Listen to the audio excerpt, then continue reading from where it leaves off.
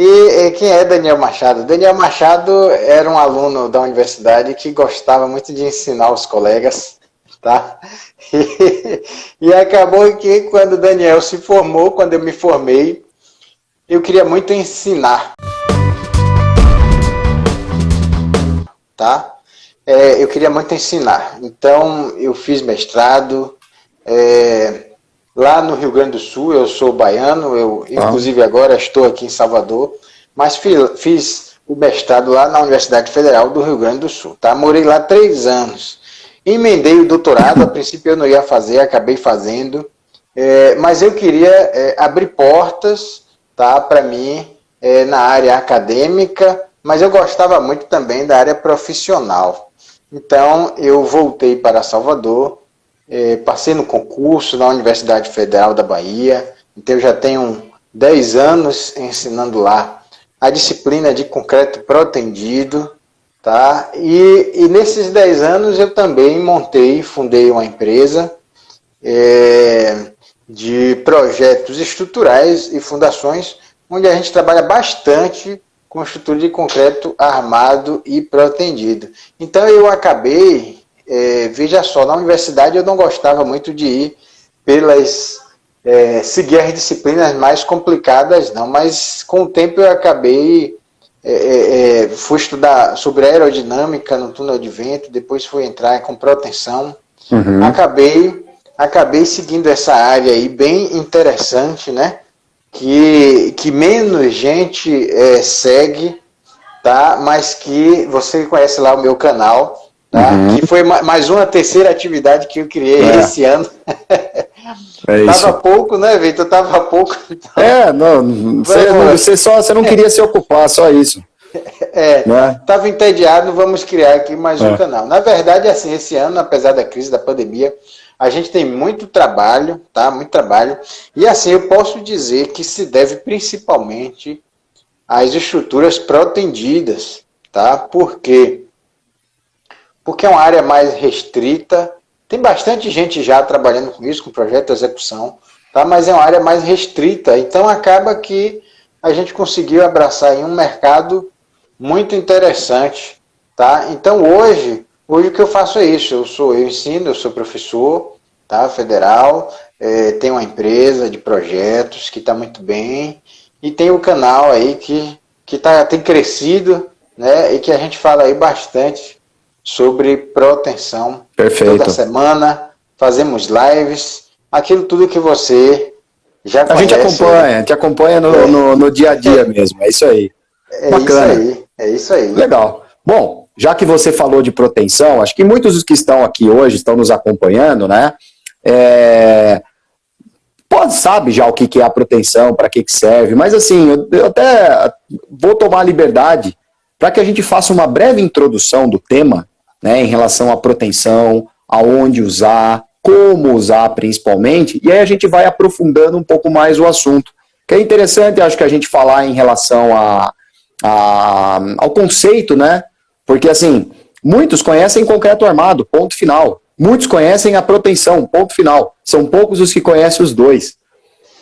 Né? Exatamente. E você tocou em um assunto interessante aí, porque quando você vai fazer um projeto, a gente precisa lembrar que uma estrutura, ela é de concreto. Se a gente usar protendido, ela é de concreto armado e protendido. Ela não é só protendida. Tá? A gente só tem hoje protendida a laje alveolar, que só tem cabos de proteção. Tá? Mas a estrutura é armada e protendida. Então, se alguém vai trabalhar com a residência, vai fazer um projeto de uma residência e vai utilizar proteção, ele vai ter que entender de concreto armado e protendido. Tá? Você vai ter pilares em concreto armado, vai ter algumas vigas protendidas, a fundação não vai ser protegida, vai ser em concreto armado. Então Perfeito. Você precisa saber os dois. Me surgiu essa semana um projeto em que o profissional ele fez a parte de concreto armado e disse para o cliente que a parte de protegida ele não calculava. Certo? Que aquelas vigas, algumas vigas ali da estrutura dele não estavam passando. Com armado, precisava ser protegida. Talvez ela tenha um grande vão, não sei, né? Ela tem um vão grande aqui, você precisa protender esse negócio, mas eu não faço proteção. Aí você tem que contratar um outro profissional para protender, e sabendo que a proteção vai influenciar na parte de concreto armado. Então, será que a gente pode misturar mesmo esses dois profissionais? Pode, mas não deve, certo? Mas o que é a proteção? O que é a proteção em si? Você tem uma armadura semelhante à de concreto armado. No concreto armado você tem o CA50, que é 500 MPa. Perfeito. De resistência. É uma resistência, inclusive, muito alta, tá? Comparado aí até com perfis estruturais, tá? Que o pessoal utiliza aí na estrutura metálica. Então o CA50 já é muito resistente. E aí você utiliza na proteção um novo aço, tá? Em que ele tem de resistência à ruptura, ele é o CP90, então a gente tem o CA50, a gente vai ter o CP190, e esse 190 significa 1900 MPa, só que isso aí é a ruptura.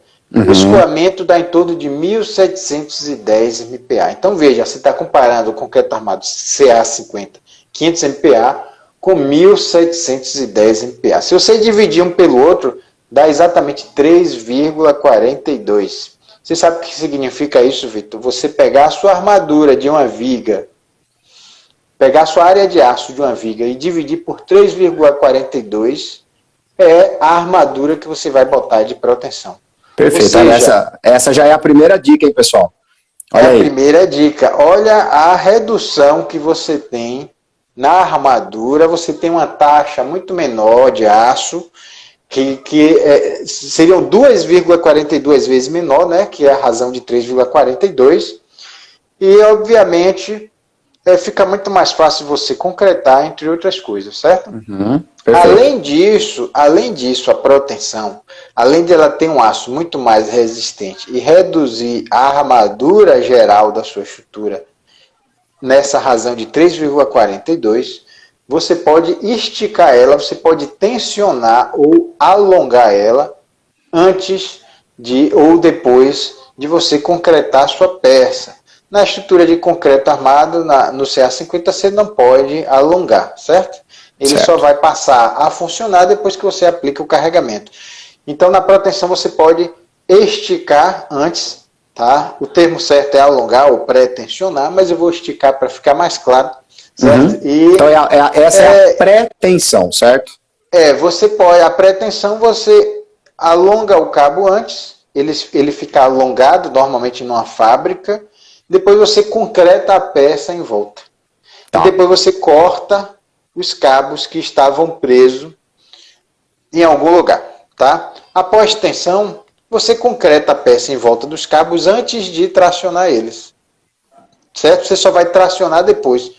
Mas como é que você vai tracionar se vai ter aderência? Não, você vai ter que fazer um artifício para não ter aderência, ou seja, você vai ter que ter um duto, que é a bainha, para você botar a cordalha dentro. É como se você pegasse um canudo e enfiasse ali dentro um barbante, e esse barbante ele vai ficar solto dentro da bainha. Então a peça já foi concretada, mas não tem aderência com a cordoalha. Então você vai ter ali ar, vai ter vento ali dentro. Perfeito. Agora, a cordoalha engraxada, ela tem a graxa. Então, veja, na pós-tensão, você estica posteriormente, você pode ter a graxa ou pode ter o vazio, tá? Que você pode protender, certo? Então, assim, em residências, em edificações, você pode utilizar a proteção, porque você reduz muito aço e essa explicação que eu dei de você poder pré-tensionar ele, significa o seguinte: você esticou sua armadura, ela aumentou de tamanho, depois você solta ela vai transferir para o concreto uma carga. Então a proteção, a segunda vantagem dele, ou melhor, a segunda funcionalidade dele, é aplicar uma carga na estrutura. Só que, devido ao traçado do cabo, você consegue aplicar uma carga de forma que ela reduza deformações em uma peça de concreto armado. Por exemplo, lá em resistência dos materiais, você vai lembrar, Victor, quando você fez, que você tinha lá deformação. Qualquer formulação de deformação, ela era diretamente proporcional ao momento fletor. O momento fletor ficava em cima. Então, se você tem um momento fletor muito alto, ou seja, um vão grande, você vai ter uma deformação grande. Mas se você utiliza a proteção para aplicar uma carga e gerar um momento fletor contrário àquele devido às cargas externas, você somar os dois momentos devido às cargas externas com o momento devido à proteção, ele vai tender a zero. Então, se o momento final tende a zero na viga, por conta da proteção, a deformação naquela formulazinha de resistência dos materiais vai tender a zero também. Então, você consegue fazer um vão com deformações praticamente nula, você consegue reduzir a quantidade de aço quase 4 vezes o valor que você tinha antes, tá? Essas são as duas principais vantagens da proteção na estrutura. Então, assim, ó, você perguntou o que é que você protende aí na sua estrutura. Eu protendo tudo que eu vejo pela frente. Tá bom. Tá? Ó, eu protendo residências, eu protendo edificação, eu protendo reservatórios, tá? De grande porte, eu protendo vigas de pontes, tá? Você pode aplicar também em fundações como reforço. Acredite, o pessoal tem protendido até aço e madeira, vigas de aço e de madeira para reduzir deformações. Então perceba aí quais são os benefícios que a proteção traz, tá? Perfeito. E eu assim, na nossa empresa, a gente tem feito muita proteção nas estruturas, tá? Então isso foi bom para a gente, tá? Isso foi muito bom para a gente, porque a gente abriu um mercado muito bom, onde a gente tem essa expertise de protender a estrutura. E não é difícil. Difícil é aprender concreto armado. Depois que você aprende concreto armado, proteção, é isso aí que eu disse. Pois tá? É engraçado porque é o seguinte, que você comentou nas edificações, no estado de São Paulo, principalmente na cidade de São Paulo, eu estava passando pela Avenida Rebouças, não sei, para quem conhece um pouco, fica assim, uma região muito nobre, inclusive, em São Paulo. Passei no sábado, acho que lá pelo menos tinha umas 5, 6 obras de grande porte, não são edificações residenciais, tá? São todas comerciais, só que o que você percebe? Grandes vãos, pilares cada vez mais altos, subsolos e tudo mais, porque assim, são terrenos extremamente apertadinhos, ou seja, vão colocar um edifício lá, né?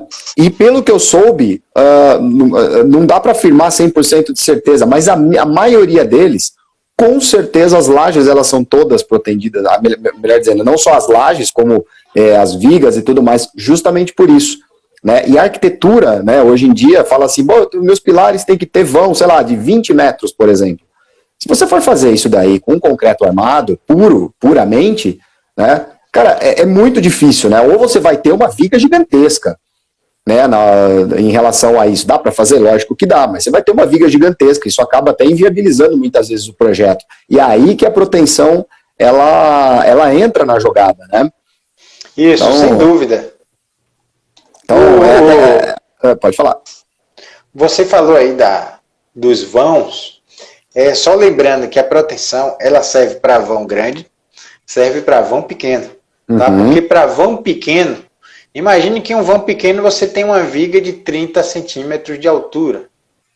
Para concreto armado, a gente tem aquela continha bem grosseira de que a altura da viga é 1/10 do vão.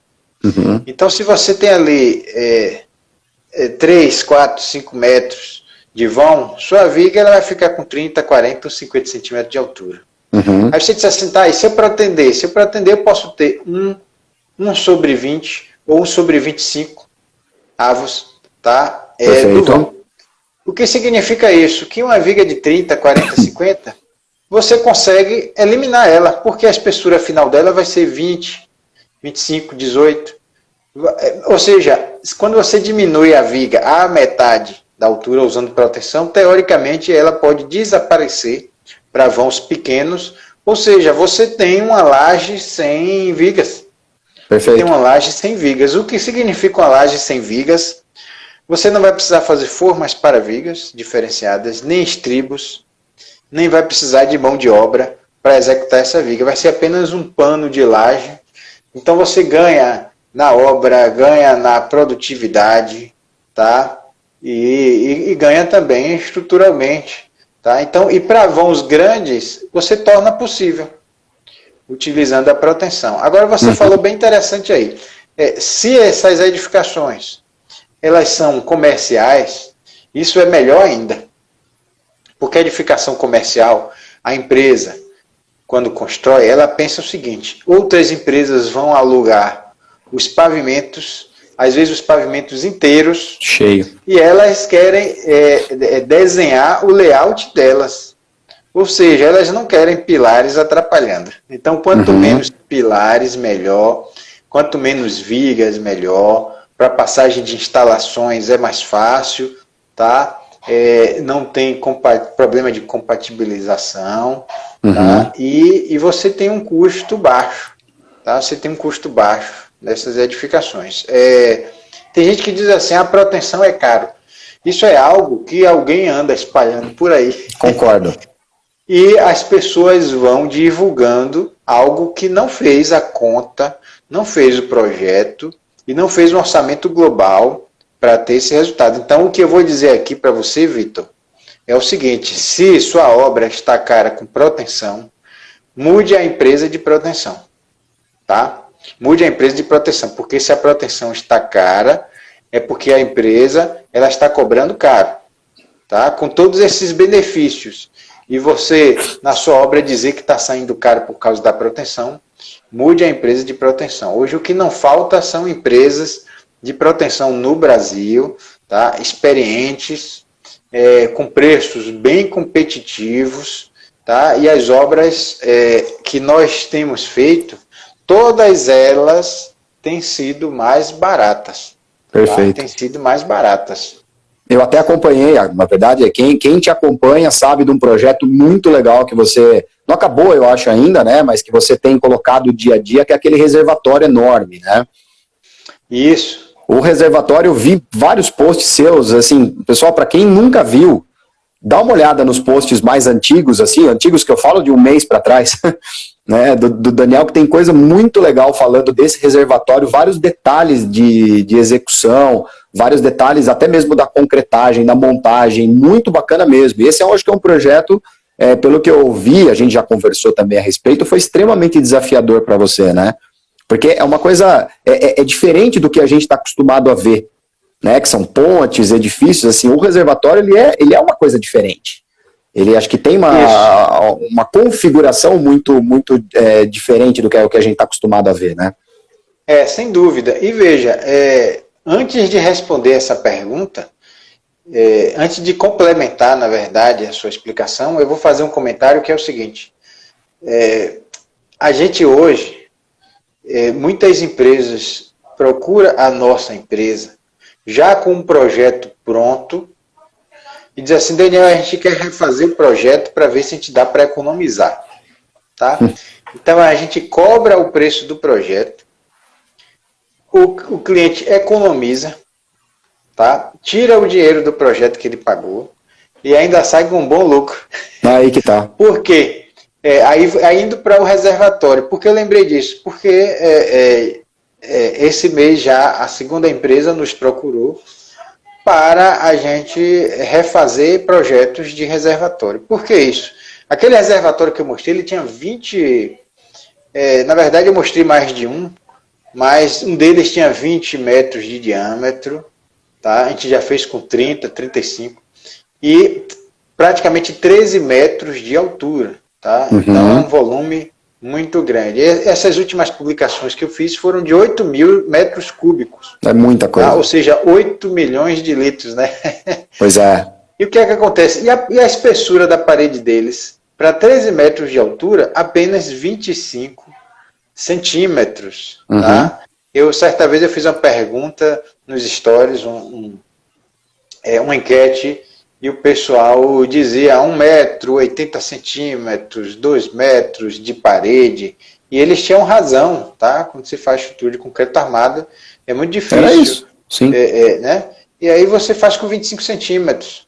E olha só, e são reservatórios que muitas vezes as empresas de águas, elas não querem que impermeabilize. Isso é um problema, viu? Porque permeabilização ajuda muito, ela é importante, mas a gente projeta para não impermeabilizar. Por quê? Eu até entendo, eles querem algo que tenha uma durabilidade muito maior, certo? Sem precisar manutenção, etc. É claro que precisa, mas você sabe, né, a política nossa, se você fizer um bom projeto que reduzir o tempo de manutenção, você consegue fazer isso aí muito mais Sem fácil. dúvida. Então veja, um reservatório com 25 centímetros apenas de espessura, quanto é que essa empresa aí não economizou? Pois é. Tá? Então ela pagou a gente para fazer, sempre paga reservatórios para a gente fazer. É óbvio que você tem que entender de concreto armado e de protendido. Por que concreto armado? Porque se você perceber o reservatório circular, ele é muito mais eficiente. Nele desenvolve principalmente tração nas paredes. Então o que a gente fez? Botou um cabo no meio, simplesmente, um cabo no meio da parede e comprimiu. Fechamos as fissuras, tá? Fechamos. E a proteção é completa, ou seja, fissura zero. Tá? Isso que é legal você mencionar, por conta assim, a diferença ela é gigantesca, né? Fora a pressão hidrostática, né?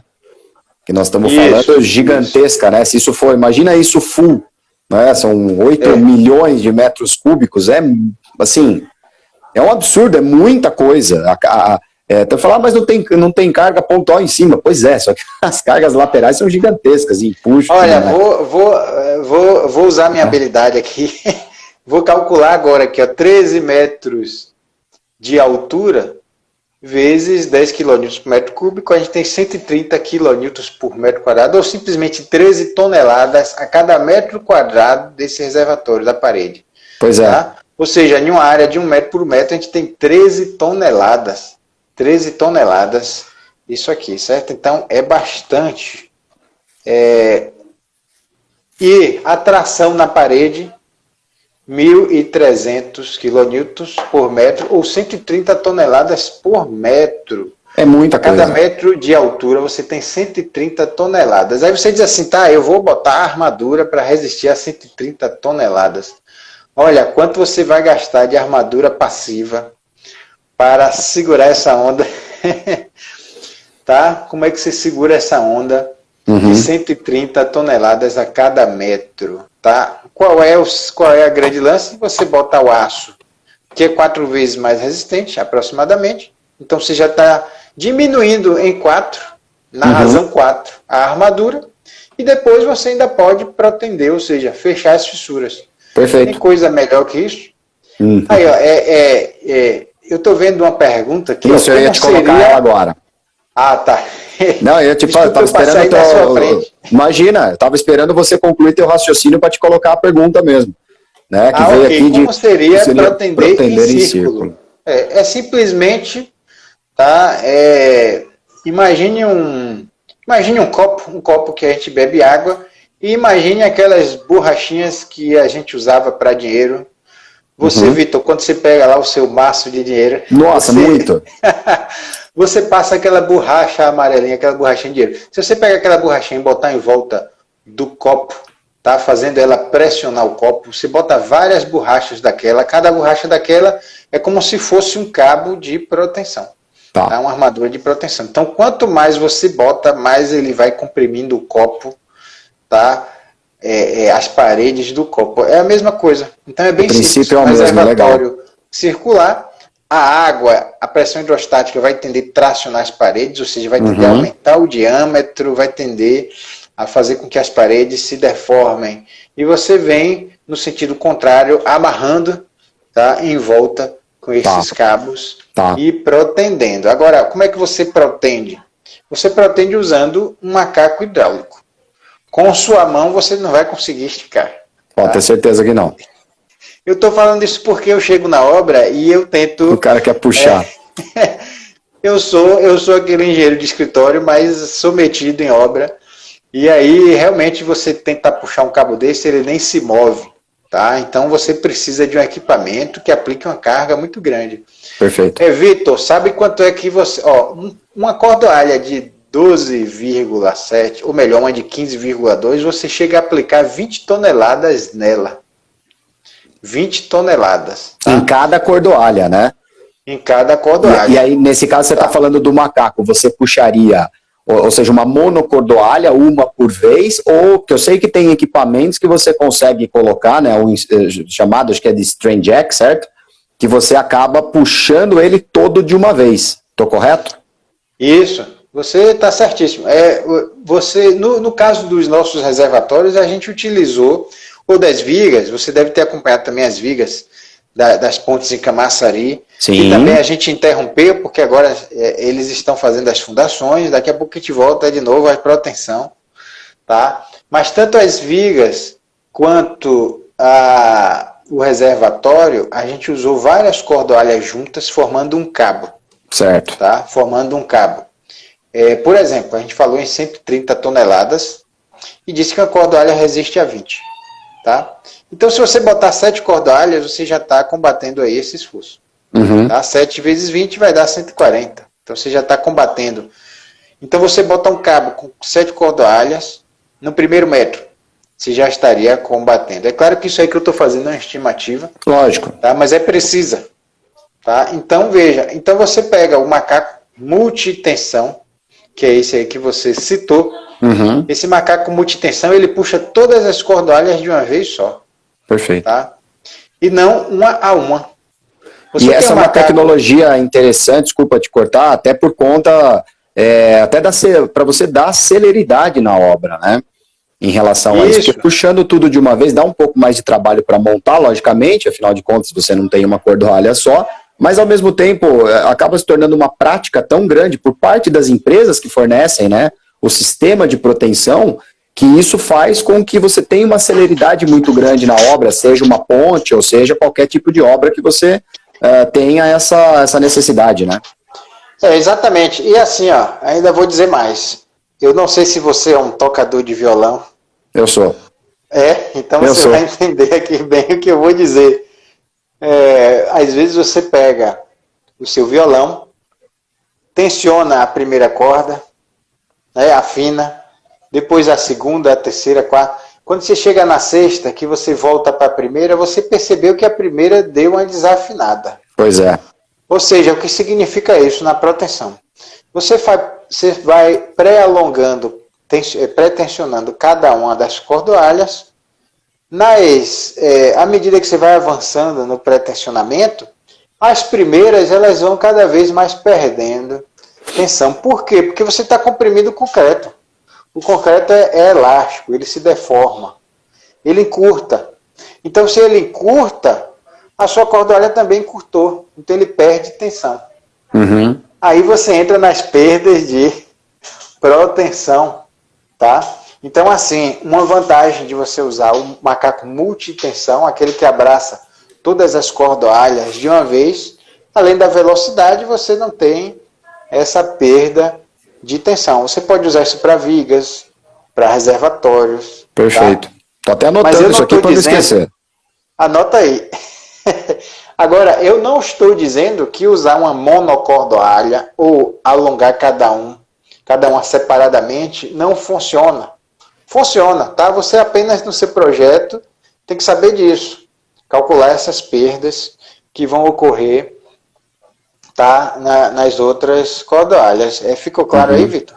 Totalmente. Tá tudo anotadinho aqui, inclusive. Isso é bom, pessoal, para quem trabalha com isso, ou pelo menos tem curiosidade para saber como é que funciona, tá aí a explicação.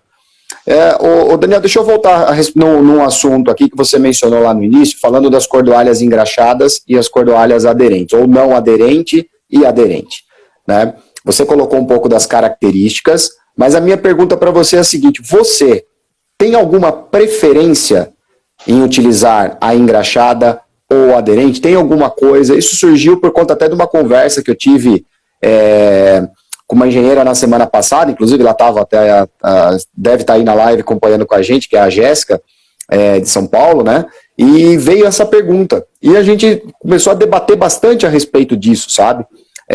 De preferência, e a resposta por parte de uma pessoa que estava comigo foi: eu gosto mais dessa aqui. Porém, as duas, elas são tão boas quanto.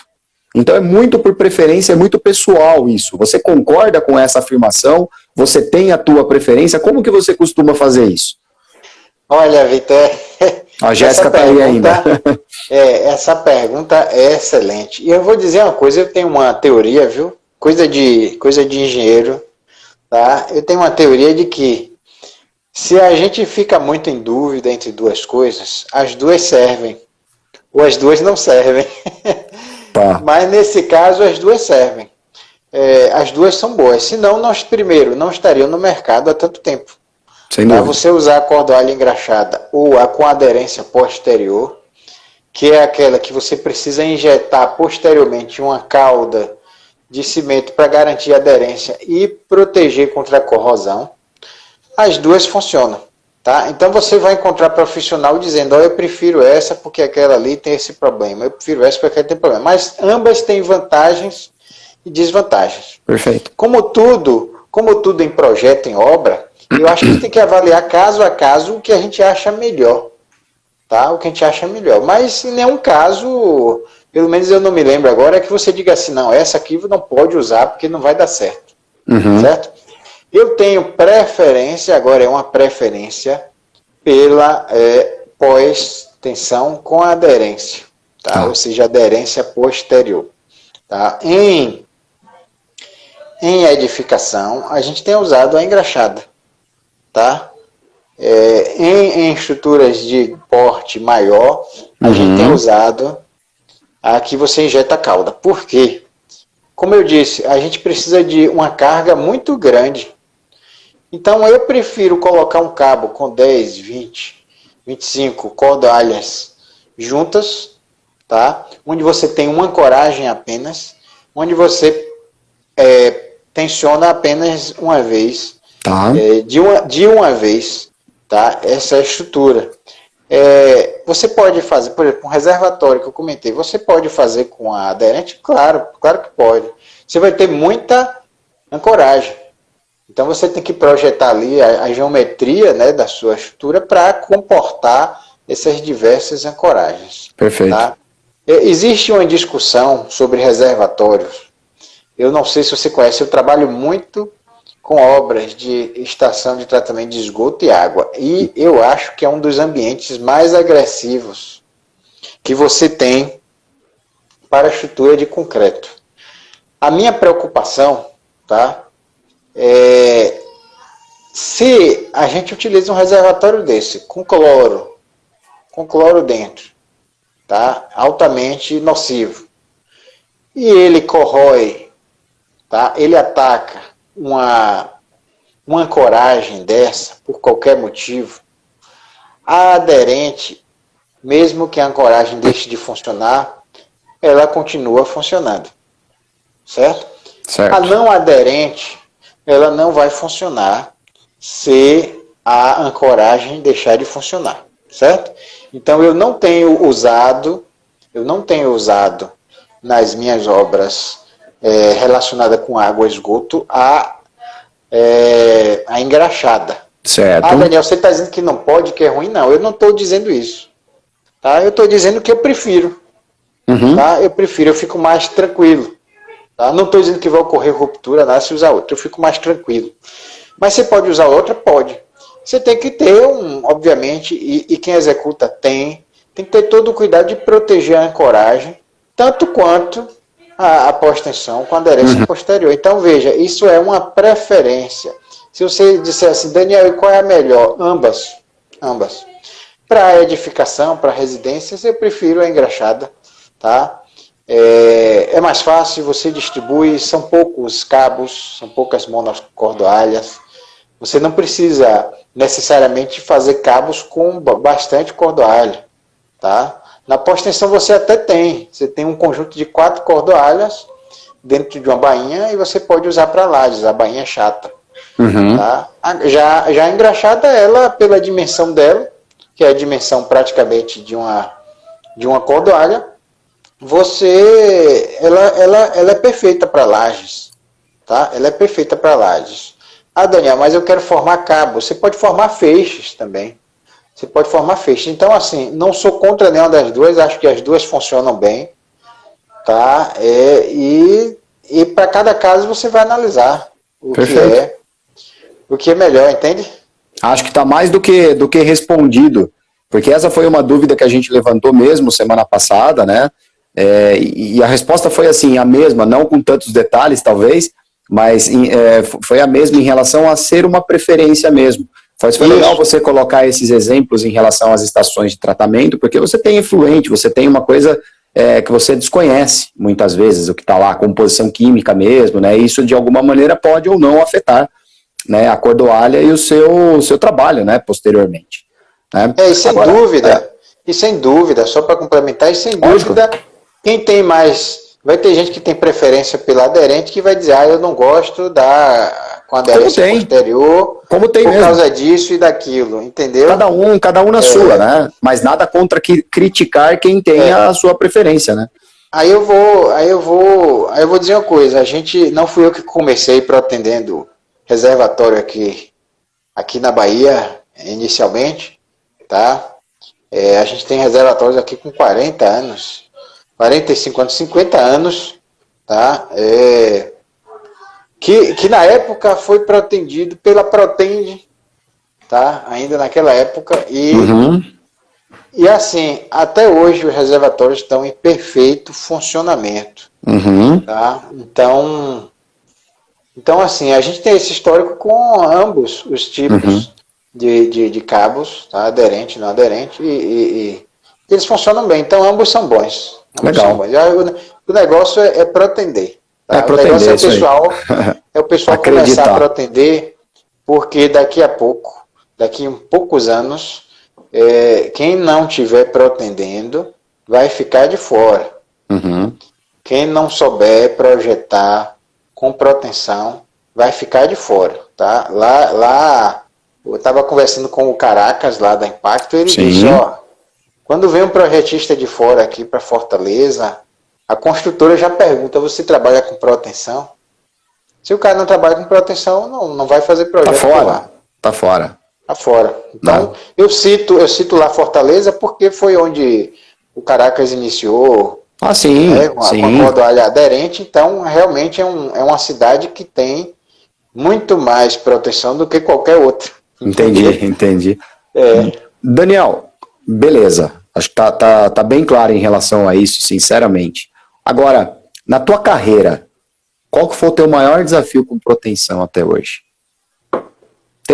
Deve ter aquela obra que você tem aquele quesinho que você fala, cara, essa obra que ela deu trabalho para tudo, mas o resultado ficou show.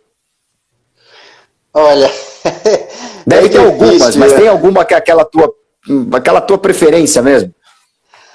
Olha, eu não vou dizer que deu trabalho não, porque cada projeto que a gente pega é um desafio. Aliás, sempre foi assim para mim, tá? Eu sempre peguei os projetos, durante o projeto a gente ia bolando as soluções, tá? Mas eu tive a oportunidade de trabalhar em pontes, em uma ponte com balanço sucessivo, tá? Então, balanço sucessivo, depois que os balanços se encontram, eles não são mais balanços, tá? Durante o tempo, etc., ele começa a funcionar como uma estrutura hiperestática. Então, isso aí foi um estudo bem interessante que eu fiz. E, assim, a maior estrutura, tá? Aqui eu posso dizer que eu gostei muito, foi um reservatório de 20 mil metros cúbicos. 20 mil metros cúbicos, tá? Foi muito cabo, teve vários blocos de ancoragem, tá? Para você prender essas ancoragens. Foi a maior estrutura que a gente já fez, o maior reservatório, e eu acabei na época procurando aqui se esse era o recorde. Descobri que tinha um de 21 mil. Poxa. 21 mil metros cúbicos, eu fiquei chateado, era para eu ter botado... É igual edifício alto que o cara, para ficar mais alto, coloca uma antena, né? Eu disse, rapaz, era pra eu ter falado com o pessoal de hidráulica, bota mais 1 metro de água aí. É isso aí. Eu pago para você colocar. Só pro meu nome sair lá, né? Para ficar 21.500, para eu bater o recorde. Mas, enfim, foi um desafio. Então, todas as obras assim, não um desafio porque foi pró-tensão, mas um desafio pelo tamanho. Entendi, tá? Entendi. Pelo Beleza. tamanho. E assim, e aí você aplica a proteção porque é uma das soluções muito interessantes para esse tipo de obra, né? Obras de grande porte. Sim, Tá? Mas sim. a gente está falando de obra de grande porte, mas eu quero frisar que a gente está entrando pesado aqui com projetos. A gente não trabalhava há algum tempo atrás e com obras residenciais, tá? Com projetos residenciais. Eu disse assim, ó, eu só vou entrar se a gente começar para atender. Tá? Porque se eu não for para atender, o mercado é muito concorrido, para a nossa empresa não vale a pena. Não sou eu só que projeto aqui, a gente tem uma empresa que tem mais 3 engenheiros aqui, tá? É uma empresa até grande para a empresa de estruturas. E então a gente está entrando para protender, certo? E eu vou dizer, é a alegria dos arquitetos. Né? Ah, sim, concordo. Dá para fazer muita coisa. Os caras, eles realmente ficam felizes mesmo. Daniel, para a gente fechar. Hoje você fez uma postagem legal, até fazendo um parênteses aí com o professor Enio, né? Há 2 livros e tudo mais. E para a gente fechar mesmo, assim, você tem alguma literatura que você costuma se basear, uma literatura legal que você fala, gente, esse aqui é um livro meu de cabeceira, que eu, sei lá, ali na minha época de graduação ele vale até hoje, ou esse aqui é novo, eu uso ele mesmo, que eu gosto, sabe? É um livro bacana que você pode recomendar? Olha, tem 2 livros que eu vou recomendar. Tem 3 livros, na verdade, que eu vou recomendar. O terceiro, ou melhor, o primeiro, ele não está pronto ainda, que é um livro que a gente está finalizando. Que é o seu. Sobre isso, sobre concreto protegido. Obviamente que quando finalizar a gente vai divulgar aí, você vai saber. Sem dúvida. Então, esse aí é o primeiro que eu indico. Tá bom. É brincadeira, mas vamos falar aqui dos livros que já estão prontos, que eu sigo, né? Que eu sempre utilizei. O primeiro de todos é um livro bem antigo do Pifáio, né? Sem do professor Pifáio, Concreto Protendido. Ele não fala de normas, mas ele fala todo o conceito, tá? De concreto protendido, e tem muito texto. Eu gosto hoje, Vitor, eu acho assim, quando a gente está na faculdade, a gente quer calcular. Sempre. Quando a gente se forma, a gente quer ler, a gente quer aprender conceito. Sim. Certo? Conceitualmente. O cálculo a gente precisa saber, né? A gente não pode errar. Tá? Quem trabalha com essa área. Então veja, o Pifáio é um que tem bastante conceito. Eu acho muito interessante. É muita experiência que ele passa ali. Certo? Sim. E o segundo, deixa eu ver se eu tenho até aqui o segundo. O segundo eu tenho como mostrar aqui, ó. O segundo eu tenho como mostrar aqui. É esse aqui, ó. Aqui do Luiz Schoff. Concreto Protendido. Tá vendo? Show. Ele é muito interessante. É do Luiz Schoff e daqui da Luciana Bonilha. Tá? Esse é muito bom, porque ele é muito bem ilustrado. Ele tem exemplos práticos. E o pessoal aqui, os autores, eles têm um escritório, né? Onde eles pretendem aí bastante estrutura também. Então isso é muito interessante. Legal. Aí você tem como ensinar isso da melhor forma. Então esse aqui é o que eu consulto hoje. É mais atual, é um livro mais moderno, mas é o que eu consulto hoje. Inclusive ele tem um exemplo aqui de reservatório protendido. Hein? Tá bom. Legal. Agora sim, para quem quer acompanhar proteção, estruturas de ponte, de grande porte, proteção em geral, inclusive em estruturas de pequeno porte, segue lá o canal, lá o Dominando Estruturas, porque todos os dias a gente posta conteúdos, tá? Mesmo com toda a dificuldade, a correria de trabalho, 2 vezes por dia a gente está postando conteúdo, stories, fazendo enquete, tem as lives lá no YouTube também, Dominando Estruturas, todas as quartas, 17h30, agora eu vou passar para 18, mas ontem a gente fez uma live, por exemplo, com o Marcos Terra, sobre o nosso professor nervurado. Isso, o professor Marcos Terra com laje nervurada. Então a gente fez essa live, ele fez um comparativo de uma estrutura real e provou lá que a laje nervurada é uma laje mais eficiente, tá, do mercado, e a laje nervurada protendida é a mais eficiente de todas. Fato. Tá? E mais barata muitas vezes, né? Então, assim, não tem solução melhor, a laje lisa protendida, ela é muito eficiente. A laje nervurada protendida, ela é mais ainda. Então, veja, proteção é o que há. É o que há, certo? E só para finalizar a questão do canal, você acompanha aí, sempre a gente falando ali sobre proteção. Beleza. Bom, acho que esse é até o recado final já. Né? E até colocar, porque assim, eu comentei lá no início, né, que você é um amigo que o Instagram me deu, por coincidência, né? Porque a gente vai fazendo essas coisas, a gente troca muita ideia mesmo, né? A gente se acompanha, né, nas redes aí também, né? Então, eu vou até aproveitar para falar aqui, para quem segue o Daniel, se pudesse também ir lá me seguir também, seguir a C4V, que é a minha empresa, né? O meu é o Victor, tem o C no meio, né? Victor.C4, algarismo 4V, tá? Que assim como o Daniel, eu costumo colocar conteúdos diários, não somente a respeito de proteção, né? O meu, com outras coisas que eu trabalho também, né? Pisos de alto desempenho, engenharia diagnóstica, os inibidores de corrosão, enfim, algo bem focado nesse aspecto, e por que não algumas curiosidades, muitas vezes, do que a gente vê no mundo afora, né?